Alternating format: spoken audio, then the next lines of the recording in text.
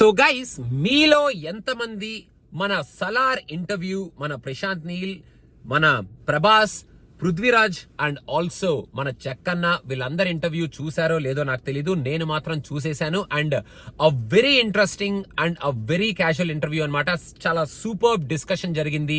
And cinema గురించి ఏదో చెప్పేశారు, ఏవో డీటెయిల్స్ బయటకు వచ్చేసినాయి, అసలు స్నిప్పెట్స్ బయటకు వచ్చేసినాయి. అలా ఏమీ లేదు. కానీ ఇంటర్వ్యూ చాలా క్యాజువల్ గా, చాలా జోవియల్ గా, సూపర్ గా నడిచింది ఈ interview. And this interview will prove one more time the bonding between మన రాజమౌళి గారు అండ్ డార్లింగ్. వీళ్ళిద్దరి మధ్యలో ఆ కాన్వర్సేషన్ కానీ, డార్లింగ్ క్వశ్చన్స్ కి మన రాజమౌళి ఇచ్చే ఆన్సర్స్ కానీ, రాజమౌళి చెప్పిన క్వశ్చన్స్ కి మన డార్లింగ్ ఇచ్చే ఎక్స్ప్రెషన్స్ కానీ ఫెంటాస్టిక్ గా ఉంది. అసలు వీళ్ళిద్దరి కోసం ఇంటర్వ్యూ ఖచ్చితంగా చూడాలరా బాబు అన్న కైండ్ ఆఫ్ క్యాజువల్ టాక్ అనమాట వీళ్ళిద్దరి మధ్యలో నడిచింది ఈ ఇంటర్వ్యూలో, ఈ ఇంటరాక్షన్ లో అని చెప్పాలి. ఇంకా రాజమౌళి గారు ఈ సినిమా గురించి అడిగిన విషయాల్లోకి వచ్చేస్తే, ఇప్పటికిప్పుడు అర్జెంట్ గా పరిగెట్టుకుంటూ ఇంటర్వ్యూ చూసేయాలి బిఫోర్ ద మూవీ అని నేను చెప్పను. కానీ సినిమా చూసిన తర్వాత హ్యాపీగా వెళ్ళి ఒకసారి ఈ ఇంటర్వ్యూ చూడండి. Because this is a lovely interview. హ్యాపీగా మీరు కూర్చొని నవ్వుకుంటూ ఇంటర్వ్యూని ఎంజాయ్ చేస్తూ కంప్లీట్ చేయొచ్చు అనమాట. ఇంకా మనం సలార్ లో ఏం జరుగుతుంది రేపు అన్న కైండ్ ఆఫ్ వచ్చిన కొంచెం ఇన్ఫర్మేషన్ ఏమిటి అంటే, Salaar will be a very heavy drama అని చెప్పి ప్రశాంత్ నీల్ చాలా స్ట్రాంగ్ గా బల్ల గుద్ది మరీ ఈ ఇంటర్వ్యూలో చెప్పారు. అండ్ కేజీఎఫ్ కి సలార్ కి సంబంధం లేదు అని కూడా ఈయన చాలా నొక్కి వక్కానించారు. కాకపోతే నాలో ఉన్న ఆశ ఆ సంబంధం పెడితే బాగుంటది అని కొంచెం లోపల నుంచి ఫీలింగ్ వస్తుందన్నమాట. చూద్దాం దానికి ఏం జరుగుద్దో. బికాస్ ప్రశాంత్ నీల్ చెప్పడం మాత్రం నేను కనెక్ట్ చెయ్యలేదు. అండ్ ఇవి రెండు 2 డిఫరెంట్ పీరియడ్స్ లో జరుగుతున్నాయి కాబట్టి కనెక్ట్ చేసే కైండ్ ఆఫ్ ప్రస్తావన అసలు లేదు అని చాలా క్లియర్ కట్ గా చెప్పారు.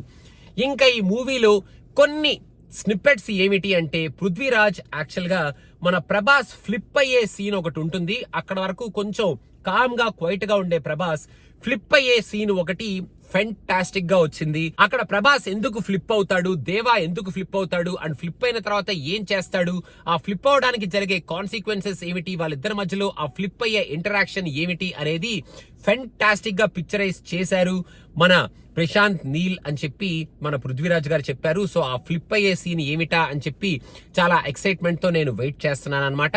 గన్స్ గురించి మన రాజమౌళి గారు అడిగినప్పుడు ఏవో గన్స్ క్రియేట్ చేయాలి అన్న ఫ్యాంటసీతో గన్స్ క్రియేట్ చేయలేదు. కాన్సర్ ఏరియాలో అంత పెద్ద పెద్ద గన్స్ ఉండడానికి జగపతి బాబు ఒక రీజన్ చెప్తారు. ఆ రీజన్ వల్ల ఎందుకు కాన్సర్ ని మనం ప్రొటెక్ట్ చేయాలి, ఎందుకు అంత పెద్ద పెద్ద వాల్స్, అంత పెద్ద పెద్ద గన్స్ తో ప్రొటెక్ట్ చేయాలి అని ఒక డైలాగ్ ఉంటది. ఆ డైలాగ్ ఆయన చెప్పిన తర్వాత మీకు చాలా క్లియర్ గా అర్థమవుద్ది. This is a reasonable presentation with those guns and with those heavy walls and with those protection అని చెప్పి ప్రశాంత్ నీల్ గారు ఆ గన్స్ గురించి ఒక ఆన్సర్ ఇచ్చారనమాట. అండ్ ఈ మూవీలో మనం దేని గురించి వేచి చూడొచ్చు, ఇంకా మనం ఇంతవరకు ఆడియన్స్ కి చెప్పండి ఏమిటి అని అడిగితే మాత్రం, లాస్ట్ లో ఒక క్లిఫ్ హ్యాంగర్ వదిలాం, సెకండ్ పార్ట్ కి లీడ్ చేసే క్లిఫ్ హ్యాంగర్, అది మాత్రం అదిరిపోతది. దానికోసం డెఫినెట్ గా మీరు చూడొచ్చు. ఆ వెరీ ఇంట్రెస్టింగ్ క్లిఫ్ హ్యాంగర్ అని చెప్పారు. సో మరి అది ఏ కైండ్ ఆఫ్ క్లిఫ్ హ్యాంగర్, నాకు కొంచెం లోపల నుంచి థాట్స్ వస్తున్నాయి ఎలా ఉండబోతుంది ఆ క్లిఫ్ హ్యాంగర్ అని. అండ్ జగపత్ బాబు డైలాగ్ అది ఇది అన్నప్పుడు కూడా కొంచెం లోపల నుంచి ఒక కైండ్ ఆఫ్ థాట్ వస్తుందన్నమాట.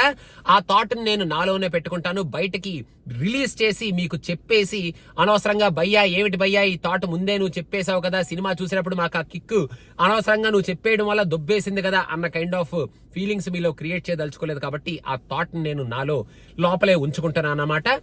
ఇంకా on a funny note, Prashanth Neel కు ఒక ఓసిడి ఏ రేంజ్ లో ఉందంటే, వేసుకున్న డ్రెస్ నే డిఫరెంట్ షేడ్ అని చెప్పి మన పృథ్వీరాజ్ చేత ఆల్మోస్ట్ 3-4 డ్రెస్సులు మార్పించారు అని పృథ్వీరాజ్ చెప్తుంటే, ప్రభాస్ హెయిర్ స్టైల్ గురించి, హెయిర్ ని చాలా జాగ్రత్తగా డిజైన్ చేస్తాడు. అట్లీస్ట్ ఒక చిన్న స్ట్రాండ్ బయటకు వచ్చినా సరే పరిగెట్టుకుంటూ వచ్చి దాన్ని సెట్ చేసి మరి ఆ సీన్ ఇంకోసారి రీషూట్ చేస్తారు. ఆ రేంజ్ ఆఫ్ హెయిర్ ఓసిడి కూడా ఉందిరా నాయనా ఈయనకి అని చెప్పి ప్రభాస్ అండ్ పృథ్వీరాజ్ వీళ్ళిద్దరూ చాలా కామెడీగా, చాలా ఫన్నీగా వాళ్ళిద్దరు కాన్వర్సేషన్ లో మన ఓసిడి ప్రశాంత్ నీల్ ని వేసుకున్నారనమాట. అండ్ మీరు ఈ పాటికే క్లిప్పింగ్స్ చూసేసి ఉంటారు. ప్రభాస్ పెట్టే ఫుడ్ కి ప్రభాస్ ఇచ్చిన ట్రీట్ కి పృథ్వీరాజ్ డైట్ చేయడం చాలా కష్టంరా బాబు, ఈయనేంట్రా బాబు ఇలా ఉన్నాడు, నాకు కార్స్ అంటే ఇష్టం, నేను కార్స్ డ్రైవ్ చేయడం మిస్ అవుతున్నాను అంటే ల్యాంబోర్గినీని వదిలేస్తాను కొద్ది రోజులు వాడుకో అన్నారంట ప్రభాస్. మరి అది ఓన్లీ ప్రభాసే చేయగలుగుతారేమో అని నాకైతే అనిపిస్తుంది. No one in the industry can do that, no one actually no actor in the world can do that అనుకుంటా. ల్యాంబోర్గిని వదిలేయడం ఏంటో డార్లింగ్, అసలు నీకు నువ్వే సాటి అనిపించుకున్నావు అక్కడ. ఇంకా ప్రభాస్ చుట్టుపక్కల ఉంటే నాకు ఇది ఇష్టం అది ఇష్టం అని పొరపాటును కూడా చెప్పకూడదు. ఏమైనా చెప్తే అది ప్యాక్ చేసి నీట్ గా రూమ్ లో అలా ఉంటది అని ఒక చిన్న ఎగ్జాంపుల్ కూడా ఇచ్చారు Prithviraj. That is also very hilarious and very funny. Last but not the least, Prithviraj ఒక స్టేట్మెంట్ ఇచ్చారు ప్రభాస్ ఫ్యాన్స్ గురించి. ఒకవేళ మీరు ప్రభాస్ ఫ్యాన్ అయితే మాత్రం థియేటర్ లోంచి డెఫినెట్ గా డిసప్పాయింట్ అవ్వకుండా అబ్బా వాట్ ఎ ఫీల్ అనుకున్న ఒక ఫీల్ తో బయటకు వెళ్తారు ఆల్ ప్రభాస్ ఫ్యాన్స్ అని మన పృథ్వీరాజ్ చెప్పారు. సో ఇంక ఈ సినిమా గురించి ఎక్కువ డీటెయిల్స్ ఏమి లాగలేదు, రాజమౌళి గారు కూడా ఎక్కువ డీటెయిల్స్ లాగడానికి ప్రయత్నించలేదు. బట్ ఉన్నంత వరకు మనకు తెలిసినంత వరకు హైప్ అయితే సూపర్బ్ గా రేస్ చేశారు. అండ్ మన దగ్గర కొన్ని థీరీస్ ఉండుంటాయి కదా, ఆ థీరీస్ అన్ని మనలోనే పెట్టుకొని రేపు ఈ సినిమా చూస్తూ ఆ థీరీస్ వర్కౌట్ అవుతున్నాయా లేదా అని హ్యాపీగా ఎంజాయ్ చేద్దాం. And Salaar super success blockbuster అవ్వాలి for the whole cast. And main గా మన ప్రభాస్ ని మనం ఒక రేంజ్ లో చూసి రేపు మనం ఎంజాయ్ చేయాలి in the presentation of Prashanth Neel అని మనస్ఫూర్తిగా కోరుకుంటున్నాను.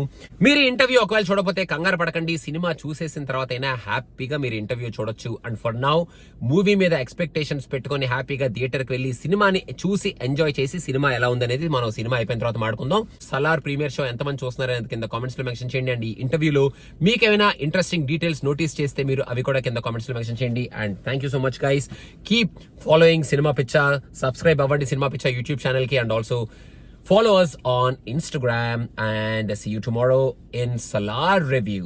Bye bye.